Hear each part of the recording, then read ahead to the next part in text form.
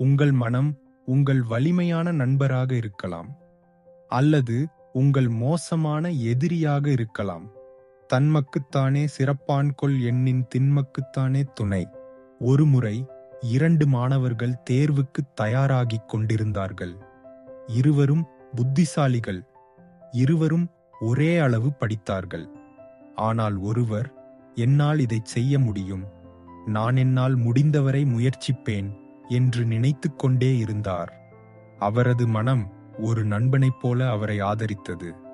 மற்றொருவர், நான் தோல்வியடையப் போகிறேன், நான் போதுமானவன் அல்ல என்று நினைத்துக் கொண்டே இருந்தார். அவரது சொந்த எண்ணங்கள் அவரை ஒரு கனமான சுமையைப் போல கீழே இழுத்தன.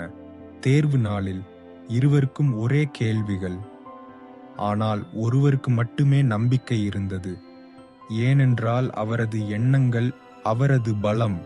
திருக்குறள் 6 நமக்கு நினைவூட்டுகிறது, நல்ல எண்ணங்கள் உங்களை வளர்க்கின்றன, எதிர்மறை எண்ணங்கள் உங்களை உடைக்கின்றன.